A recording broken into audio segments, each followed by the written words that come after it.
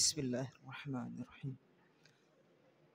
Kita mulai. Assalamualaikum warahmatullahi wabarakatuh.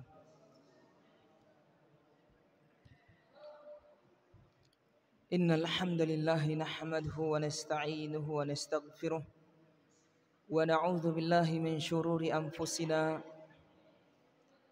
wa min sayyiati a'malina. May yahdihillahu fala mudilla lahu wa may yudlil fala hadiya lahu. Wa asyhadu an la ilaha illallah wahdahu la syarika lah.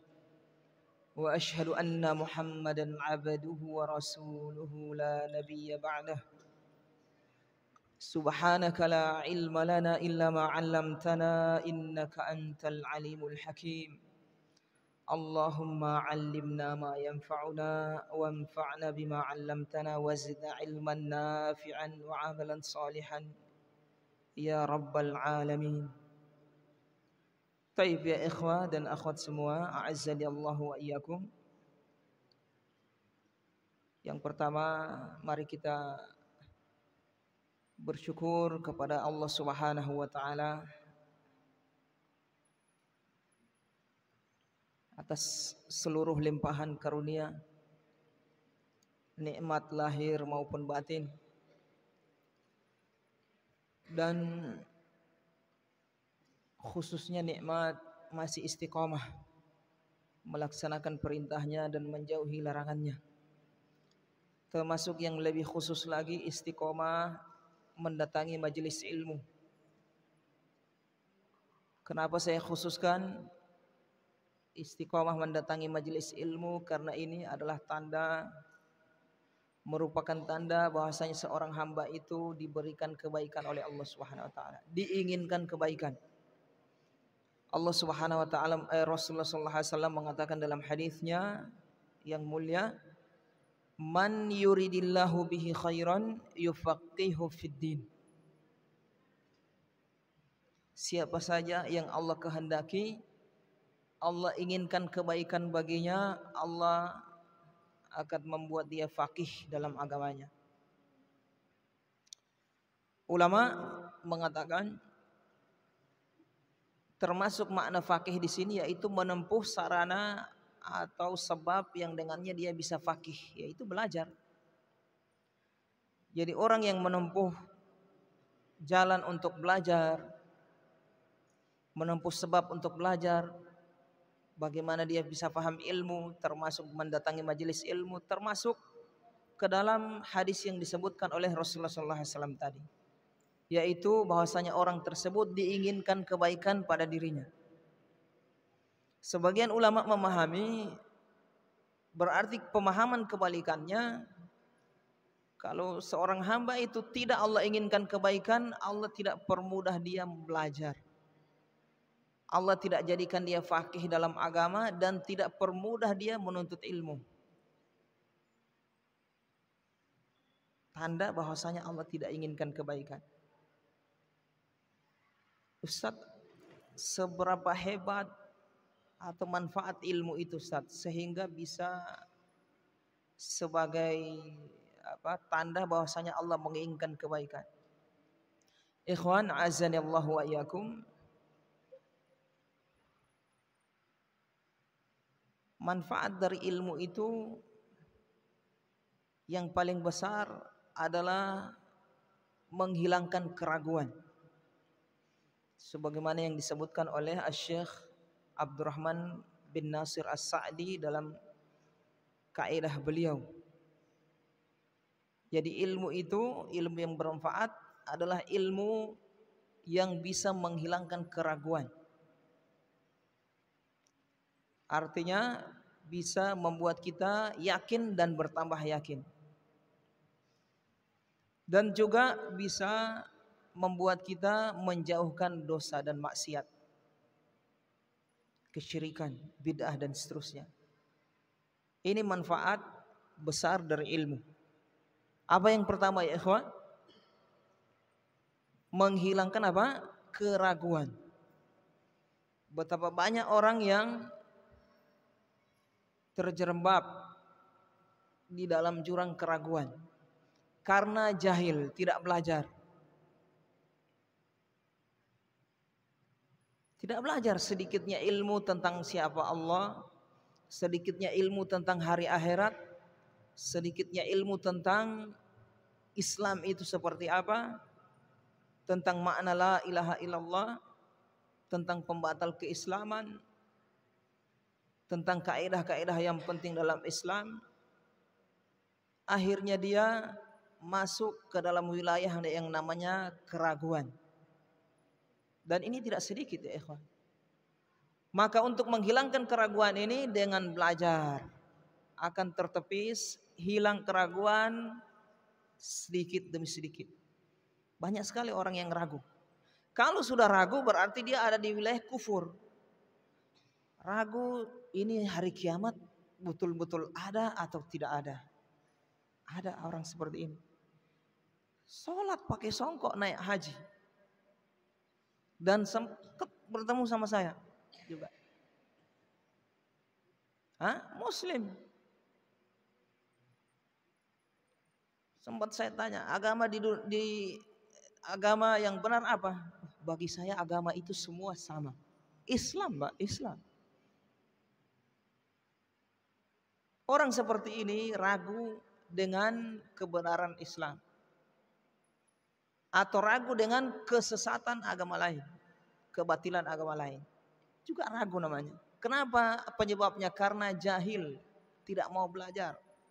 Orang kalau belajar terus, keraguan-keraguan yang ada dalam hatinya akan terkikis, hilang. Manfaat luar biasa. Sehingga orang terbebas dari kekufuran. Kalau orang ragu kufur, kafir, keluar dari Islam. Itu azab kubur ada atau tidak? Jangan-jangan tidak ada. Sedikit ilmu karena tidak belajar.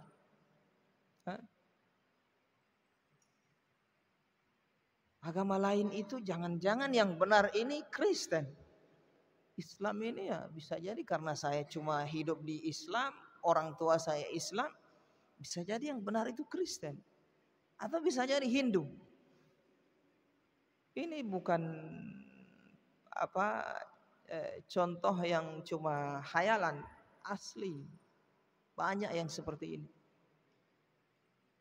Dan orang yang seperti ini dia memakai atribut Islam, mengaku muslim, KTP muslim, tapi hatinya seperti ini dalam keraguan, orang ini munafik, orang munafik. Kafir dia. Tapi kalau dia meninggal tetap di jenazahnya atau diperlakukan seperti muslim. Cuma di akhirat dia kekal di dalam neraka. Waliyadzubillah. Jadi jangan kita sangka orang yang mengaku muslim yang berjalan di muka bumi ini yang kita lihat ini, mereka itu muslim di akhirat, bisa jadi kafir. Ya Allah ya Rabbi.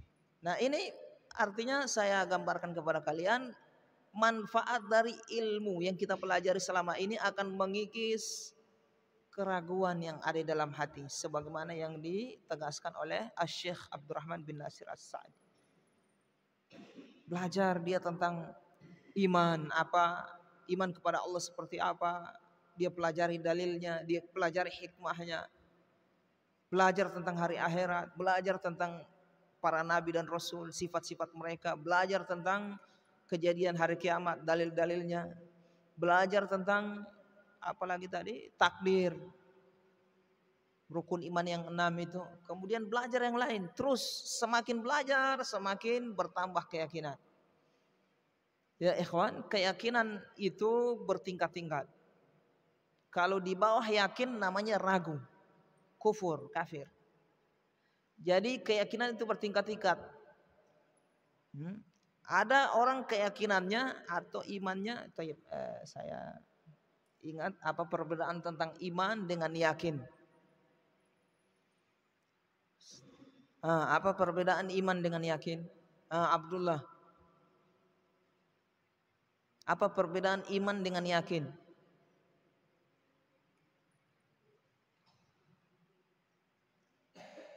Bisa tidak saya katakan? Saya meyakini ini botol terbuat dari plastik, isinya air. Yakin? Bisa tidak saya katakan saya mengimani ini adalah botol terbuat dari plastik? Bisa? Dari sini ada gambaran. Iman itu keyakinan kita terhadap sesuatu yang sifatnya gaib. Itu namanya iman. Kalau yang sudah nyata begini ya bukan iman namanya. Saya mengimani ini adalah tap. Mau tidak bisa. Kalau saya meyakini ini tap, iya betul.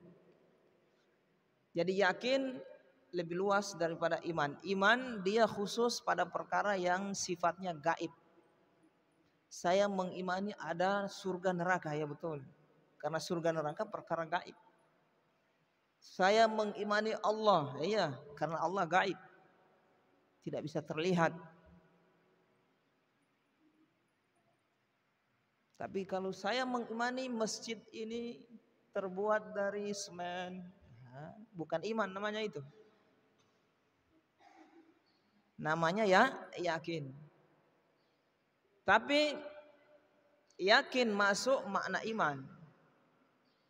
Tapi iman belum tentu makna yakin gitu. Kalau orang sudah beriman sudah tentu dia yakin. Meyakini perkara yang gaib. Kalau yakin belum tentu iman. Paham di sini ya? Karena yakin umum, baik perkara gaib dan yang bukan gaib. Jadi umum dia lebih luas. Kalau iman khusus hanya perkara yang gaib saja.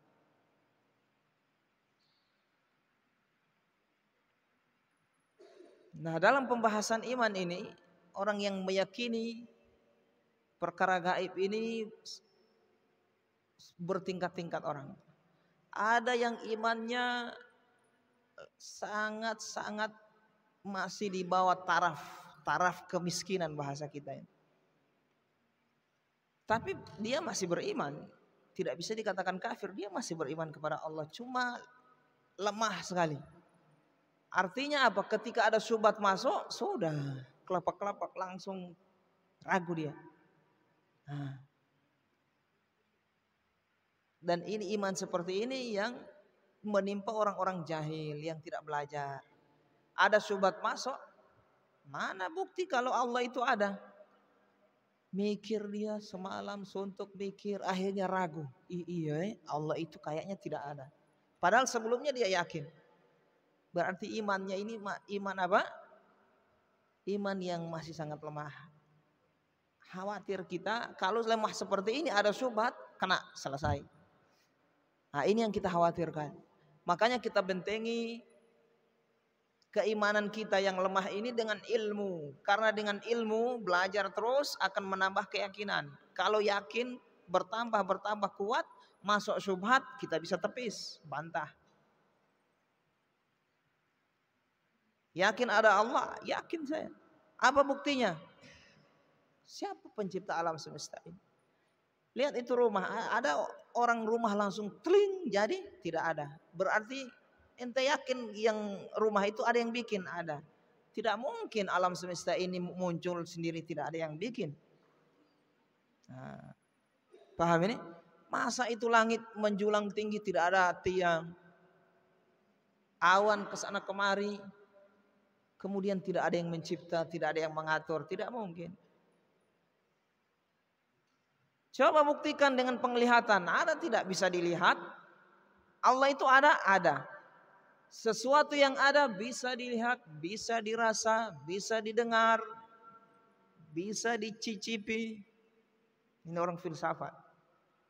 Banyak yang jadi ateis gara-gara pemikiran mereka ini. Mana? Allah itu ada, ada. Apa definisi ada? Ada itu bisa dilihat, bisa didengar, bisa dirasa, bisa dicicipi. Sekarang ente pernah lihat Allah? Belum. Pernah merasa kalau Allah itu ada? Rasa dengan alat peraba gitu. Pernah gosok, oh ini kasar atau apa? Tidak ada. Pernah mendengar ada suaranya Allah? Sudah. Akhirnya orang yang imannya lemah, ilmunya lemah, jadi ragu. Nah, kalau kita tidak, yakin kita. Karena sesuatu yang ada itu tidak hanya terbatas apa yang dilihat, apa yang dirasa, apa yang didengar. Tapi di sana ada sesuatu yang ada, tidak bisa dengan cara itu semua. Ada dengan cara melihat tanda-tandanya. Kita lihat misalnya ada atap terbang, berarti tanda ada angin. Tidak mungkin siapa yang bawa atap terbang ke sana kemari. Berarti ada angin. Ente sudah bisa lihat angin. Nah. Jadi sesuatu itu bisa diketahui dengan tanda-tandanya. Tanda-tanda Allah ada, ini segala yang terlihat di alam semesta, kekuasaannya. Dan yang paling memperkuat adanya Allah Subhanahu wa taala, setelah kita dengan ada alam semesta ini kita berpikir tidak mungkin jalan sendiri, yaitu apa yang Allah turunkan berupa Al-Qur'an. Baca itu Al-Qur'an. Tentang siapa Allah, bagaimana sifat-sifatnya, apa yang dia inginkan pada hambanya, apa yang dia murkai, apa yang dia tidak murkai. Baca Al-Quran. Bukti yang tidak terbantahkan kalau pencipta alam semesta ini ada. Di dalam Al-Quran sudah termuat semua. Tayyib, paham di sini ya? Jadi dengan ilmu yang kita pelajari ini bisa menghilangkan keraguan pada diri kita. Hilang ragu berarti yakin. Ustadz, bukankah Nabi Ibrahim pernah ragu, Ustadz? Dia minta kepada Allah suruh supaya Allah itu memperlihatkan dirinya. Kata Nabi Ibrahim, ya Allah, ya Rabb, izinkan aku untuk bisa melihatmu.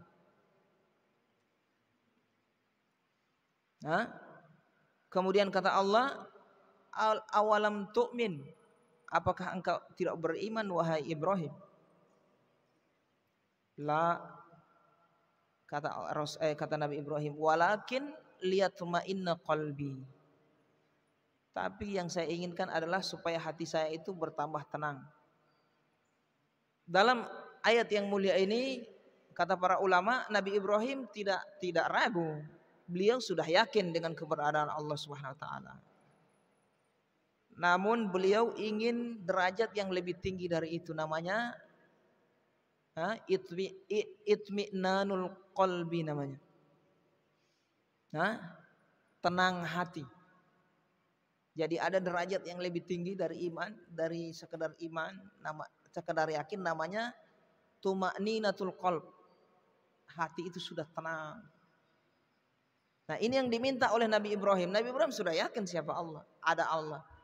Nabi Ibrahim ingin melihat Allah supaya hatinya bertambah tenang. Artinya sudah bertambah lebih yakin lagi, tenang di atas keyakinan itu.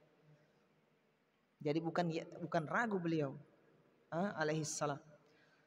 Taib, nah ini manfaat dari ilmu ya ikhwah, manfaat terbesar supaya rontok keraguan yang akan muncul atau yang masih bercokol di hati kita tentang kebenaran Islam, tentang kebenaran Allah, kebenaran Nabi Muhammad, kebenaran Al-Quran, dan seluruh yang kita diperintah untuk beriman kepadanya dari syariat ini.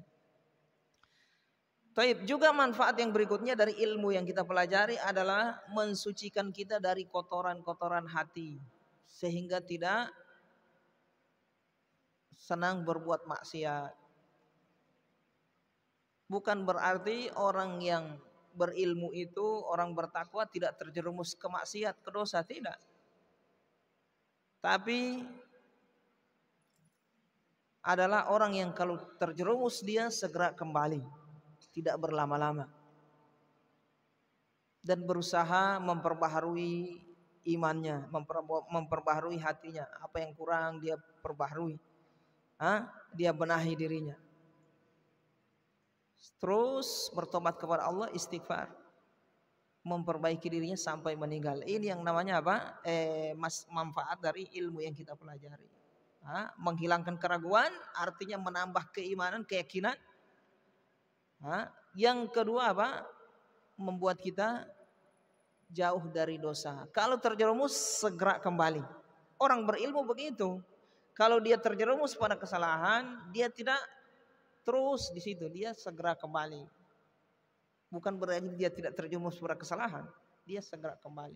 Tapi orang yang hatinya rusak, kalau terjerumus terus di situ. Sekalian aja. Terus diingatkan malah melawan.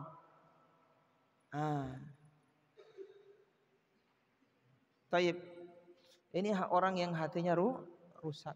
Jadi ilmu akan membuat hati kita lembut. Kalau terjerumus pada kesalahan, segera kembali kepada Allah SWT. Taib ya ikhwah, kita lanjutkan kajian kita, pelajaran tafsir. Kita masuk pada surat Al-Qari'ah. Al-Qari'ah ya, yang kemarin apa? At-Takatsur. Sekarang kita masuk Al-Qari'ah. Mudah-mudahan ini menambah keyakinan kita kepada hari akhirat, kepada Al-Quran, kepada Allah Subhanahu Wa Taala, dan menghilangkan keraguan-raguan yang ada dalam hati kita, sehingga kita diwafatkan di atas keimanan, dimasukkan oleh Allah ke dalam surga. Amin. Allah Subhanahu Wa Taala mengatakan, Bismillahirrahmanirrahim. Itu termasuk ayat tersendiri di Al-Quran. Al-Qari'ah. Mal Qari'ah. Wa ma adraka mal Qari'ah. Yauma yakunun nasu kal farashil mabthuth. Wa takunul jibalu kal ihnil manfush. Fa amma man thaqulat mawazinuh fahuwa fi 'ishatir radiyah. Wa amma man khaffat mawazinuh fa ummuhu hawiyah. Wa ma adraka ma hiyah narun hamiyah. Al-Qari'ah. Qari'ah ini berasal dari kata qara'a yaqra'u. Qur'ah. Qur'ah dalam bahasa Arab artinya mengundi. Mengundi, mengaduk. Antum masukkan batu atau apa, itu namanya Qur'ah.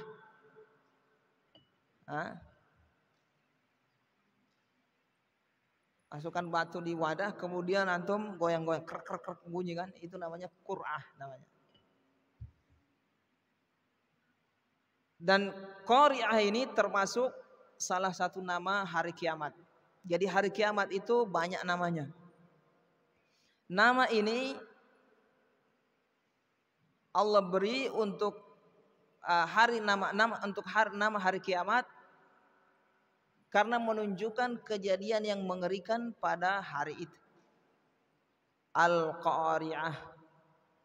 Qari'ah itu apa? Bergoncang. Bergoncang.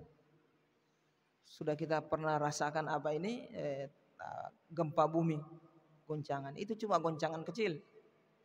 Kalau Qari'ah ini di hari kiamat goncangannya seluruh bumi yang bergoncang. Dan goncangannya bukan cuma 7, skala 7,7 skala hektar dan seterusnya, bukan. Lebih dari itu ya. Ngeri. Goncangan yang sangat dahsyat. Al-Qari'ah. Mal Qari'ah. Apakah Al-Qari'ah itu? Wa ma adraka mal Qari'ah. 3 kali Allah sebut Al-Qari'ah.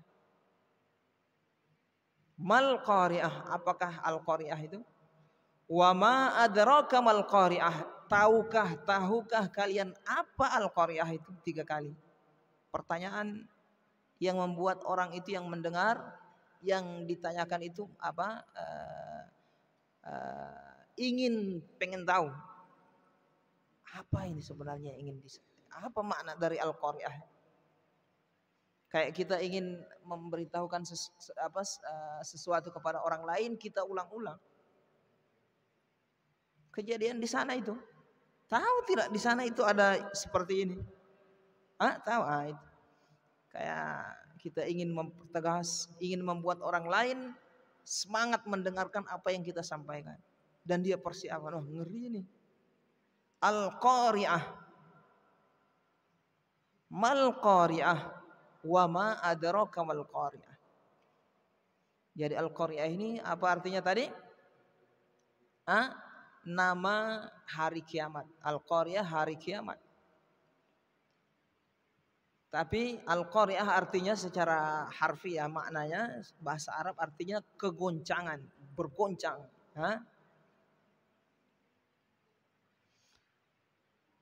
Seperti apa? Yauma yakunun nasu kal farashil mabathuth. Subhanallah. Jadi banyak nama hari kiamat itu ya di dalam Al-Qur'an, apalagi nama hari kiamat ya ikhwah. Al-Haqqatu mal-Haqqah. Al-Haqqah juga nama hari kiamat. Fa idza ja'ati Tommatul Kubra. Tommatul Kubra nama hari kiamat juga. Menunjukkan kengerian pada hari itu, kejadian yang mengerikan. Sokhoh juga nama hari kiamat, banyak nama hari kiamat. Dan nama-nama ini menggambarkan kejadian yang mengerikan pada hari itu, termasuk Al-Qari'ah. Yauma yakunun nasu kal farashil mabthuth, yaitu hari kiamat itu adalah kata Allah yauma pada hari, suatu hari. Yakunun nas, kondisi manusia. Perhatikan. Kondisi manusia pada hari itu yauma yakunun nas kal farashil mabthuth, sama seperti seperti farash. Farash itu ada yang menerjemahkan seperti laron. Tahu laron ya? Cuma 1 hari itu umurnya laron itu. Itu yang biasa ngumpul-ngumpul kalau. Besok sudah bergelimpangan itu mati semua. Itu laron itu tidak tahu arahnya mau terbang kemana, mau kemana, tidak jelas cuma sana sini. Beda kalau hewan lain. Kalau belalang hewan lain dia mau hinggap kemana jelas tempatnya. Mau serangga yang lain itu mau mencari mau masuk ke lubangnya atau mencari mangsa jelas. Tapi kalau laron ini tidak jelas. Kesana kesini, tabrak sana tabrak sini ya. Kal farashil mabthuth, mabthuth itu yang bertaburan. Mabthuth yang terbang ke sana kemari. Farash sejenis apa tadi? Serangga yang terbang. Ya seperti laron. Al-mabthuth.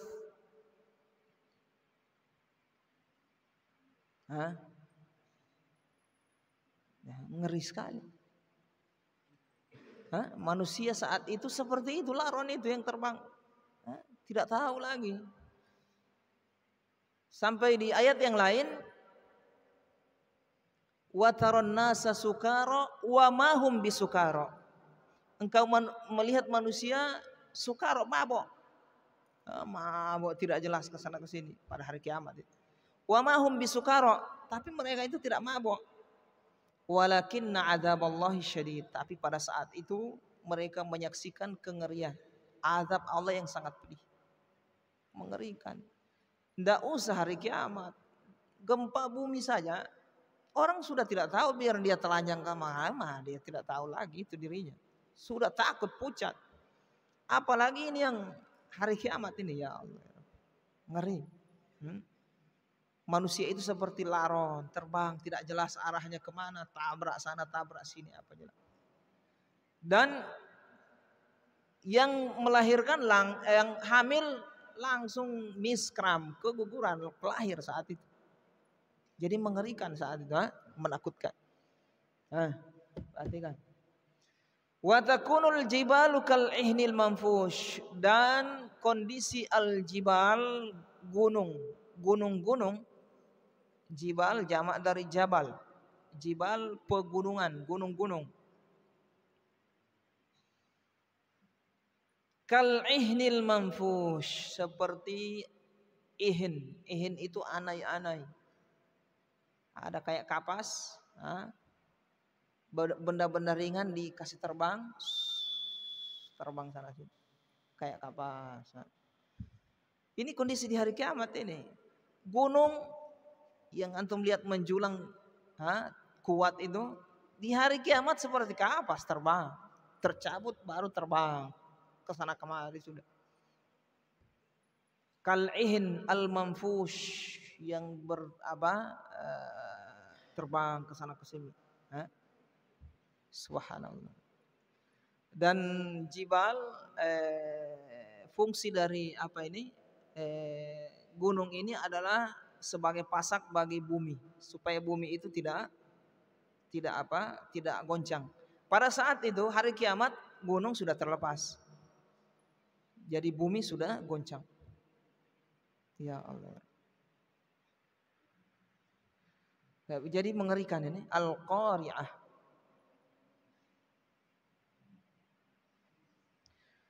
Fa amma man thaqulat mawazinuh. Kemudian Allah Subhanahu wa taala setelah menyebutkan sebagian dari kengerian pada hari kiamat, huru-hara pada hari kiamat, perkara yang dahsyat yang terjadi pada hari kiamat. Allah Subhanahu wa taala menyebutkan dua golongan. Golongan kanan dengan golongan kiri. Fa amma man thaqulat mawazinuh, adapun orang yang berat timbangan amalannya, fahuwa fi 'isyatir radiyah, maka dia berada dalam kehidupan yang radiyah, yang memuaskan, senang, puas. Di mana kehidupan yang memuaskan? Di surga. Mudah-mudahan kita masuk surga semua ya ikhwah, akhwat semua. Bersabar. Hidup kita di dunia ini sementara, sebentar lagi kita mati. Di depan kita hanya dua tempat, surga atau neraka. Mungkin ada di antara kita yang bertanya, Ustadz bisa gambarkan tentang kehidupan di surga? Di surga disebutkan oleh Rasulullah SAW tidak pernah capek orang di sana. Sudah tidak ada sakit, tidak ada capek, sudah tidak tua orang. Bayangkan bagaimana senangnya itu. Pauzi.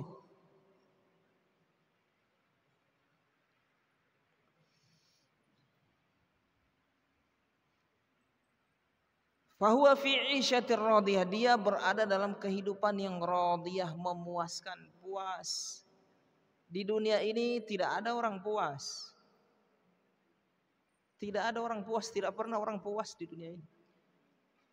Kalau di akhirat apa yang dia cicipi, yang dia rasakan puas, mentok puas.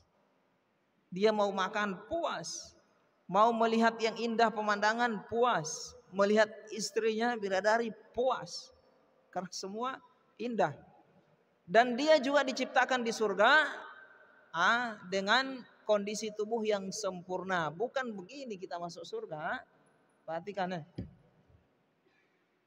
Bukan kayak kita model begini kasih masuk surga. Tidak fair. Tidak support di surga. Tapi fisik kita diperbesar oleh Allah. Pandangan kita disempurnakan, pendengaran disempurnakan, penglihatan semua indera kita disempurnakan supaya menikmati keindahan surga sempurna. Jadi hubungan antara ruh dengan fisik di surga itu sudah menyatu. Ustaz, maksudnya apa Ustaz? Perhatikan. Hubungan antara ruh, perhatikan saja. Antara ruh dengan fisik ada 3 kondisi. Kondisi di dunia, kondisi di mana? Di alam barzah, dengan kondisi di akhirat. Kondisi di dunia, hubungan antara fisik dengan roh kita itu tidak sempurna. Tidak sempurna. Memang roh dikasih masuk ke dalam fisik kita, tapi tidak sempurna kaitan hubungannya, belum sempurna. Makanya ada orang kadang disiksa, dipukul, tapi hatinya tenang. Ya kan? Hidup dengan berbagai macam keterbatasan duniawi. Ya, mau beli apa tidak susah, tapi hatinya tenang.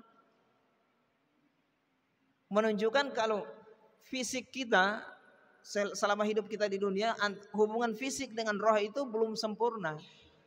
Sempurna itu yang dimaksud kalau fisik merasakan siksaan, otomatis roh tersiksa juga. Ini menunjukkan belum sempurna. Ada orang yang fisiknya sehat, makanannya enak, segala fasilitas duniawi terpenuhi, kendaraan terpenuhi, istri yang cantik terpenuhi, tapi batinnya tersiksa. Batinnya tersiksa. Rohnya tersiksa. Nah, paham ya? Nah, kemudian ada di alam barzakh. Kalau alam barzakh yang disiksa roh tapi fisik merasakan. Jadi di alam barzakh yang mendapat nikmat dan siksaan adalah roh. Tapi fisiknya ikut merasakan. Artinya keterkaitannya belum sempurna. Begitu dibangkitkan di alam barzakh sempurna. Hubungan roh kita dengan fisik kita disempurnakan oleh Allah. Ketika mendapat siksaan lahir batin. Ketika mendapat nikmat lahir batin. Tersiksa fisik, tersiksa rohnya. Nikmat fisiknya, nikmat rohnya. Subhanallah. Jadi mudah-mudahan kita orang yang diberi nikmat di akhirat. Karena kita sudah sempurna di sana. Kemudian juga di surga itu nikmatnya bukan itu-itu aja. Jadi nikmat di surga itu bertambah. Bertambah. Misalnya kita makan buah-buahan, satu makan nikmat dan puas di situ, puas. Bukan bosan, tidak ada bosan di sana, puas. Dia makan yang kedua lebih nikmat dari yang pertama. Makan yang ketiga lebih nikmat dari yang kedua. Makan buah yang keempat lebih nikmat dari buah yang ketiga. Tidak pernah ada putusnya, disiapkan oleh Allah terus. Makanya tidak pernah puas kita di akhirat, di surga itu. Waladaina mazid, dan kami memiliki tambahan nikmat terus kami tambah. Subhanallah. Begitu juga istri kita bernikmat-nikmat dengan istri kita di surga, yaitu bidadari. Pertemuan pertama puas kita. Pertemuan kedua lebih nikmat dari yang pertama. Tapi istri yang sama. Pertemuan yang ketiga lebih nikmat dari yang kedua, yang keempat lebih nikmat dari yang ketiga, yang kelima sampai kapan Ustaz? Tidak ada batasnya. Nikmat terus. Waladaina mazid, kami tambahkan terus nikmat. Makanya tidak pernah puas orang di surga. Tidak pernah bosan, bukan puas. Tidak pernah bosan. Jadi jangan antum bayangkan di surga itu cuma itu aja. Tidak, terus tidak ada batasnya, nikmat terus. Ya Allah. Mudah-mudahan kita jadi penduduk surga. Jadi bersabar. Orang yang ada musibah bersabar. Yang ditimpa dengan kemiskinan sabar. Timpa dengan penyakit sabar. Timpa dengan kekayaan sabar. Iya, karena kaya pusing kepala itu ngurus. Takut dia jangan sampai dirampok. Jangan. Itu lihat orang kaya, ada jongos, ada bodyguard. Kenapa? Takut dia hartanya diambil orang lain. Orang kalau semakin tinggi jabatannya semakin takut. Makanya ada pengawal. Lihat orang miskin, mana ada pengawal. Mau jalan tidak pakai sendal aman sih. Tapi kalau orang semakin kaya semakin diincar, semakin takut. Tidak ada yang menenangkan di dunia ini. Yang tenang adalah kembali ke iman kita, hati kita. Nantilah, sabar. Insya Allah di surga, di akhirat Allah persiapkan bagi orang yang beriman, bersabar. Kenikmatan yang luar biasa ini tidak pernah putus dan terus bertambah. Tidak pernah bosan orang di sana. Puas. Fahuwa fi 'isyatir radiyah. Itu makna 'isyatir radiyah. Dia orang yang berat timbangan amalannya ini dari dosanya, dia masuk surga. Fahuwa fi 'isyatir radiyah. Dia dalam kehidupan yang radiyah, puas. Ya Allah ya Rabbi. Mau digambarkan gini, puas, radiyah, puas. Di dunia ini tidak pernah puas orangnya di surga. Wa amma man khaffat mawazinu, adapun orang yang ringan mawazinu, timbangan kebaikannya, keburukannya lebih berat, fa ummuhu hawiyah, maka di fa ummuhu, Ustaz, ummuhu ini ibu Ustaz. Bahasa Arab ummu apa artinya? Ibu, ummun. Ummuhu, maka ibunya hawiyah adalah hawiyah. Dalam bahasa Arab seperti itu. Biasa orang kalau ingin menyebutkan dia mau kembali kemana dan itu tempat dia kembali, ingin tempat mengadu di situ, tempat istirahat di situ, itu orang Arab mengatakan fa ummuhu ilaiha, fa ummuhu ila kada. Itu orang Arab. Jadi mereka mengungkapkan kata ummun itu bukan cuma ibu, tapi tempat kembali. Kenapa? Karena tempat kembali, tempat beristirahat sama seperti ibu. Orang ada apa-apa ke ibu, ke mamanya. Mau menangis, mau apa ke ibunya. Mau istirahat, mau netek, mau apa, ibunya. Makanya fa ummuhu, maka ibunya hawiyah adalah neraka hawiyah. Maksudnya tempat kembali orang yang amalan buruknya lebih berat dari timbangan amalan kebaikannya di hawiyah. Wal iyadzubillah. Wa ma adraka ma hiya, tahukah kamu apakah hawiyah itu? Narun hamiyah, adalah neraka yang hamiyah, yang sangat panas. Hamiyah itu mendidih. Tapi tidak seperti mendidih yang di dunia ya. Karena gambaran tentang surga neraka di dalam Al-Quran itu tidak bisa kita samakan dengan yang di dunia.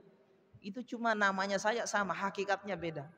Ini neraka hamiyah yang sangat panas, mendidih. Mengerikan. Baik. Kemudian faedah yang bisa kita petik atau faedah tentang fikih atau iman. Yang pertama, iman terhadap hari akhirat. Terhadap apa? Hari kiamat. Al-Qari'ah mal-Qari'ah. Harus yakin kita ikhwah, jangan ragu. Ragu kafir, keluar dari Islam. Bahwasanya ada hari kiamat. Kemudian iman kepada apa? Di sana ada timbangan amalan. Jadi di akhirat sebelum masuk surga neraka ada proses namanya timbangan amalan, ditimbang.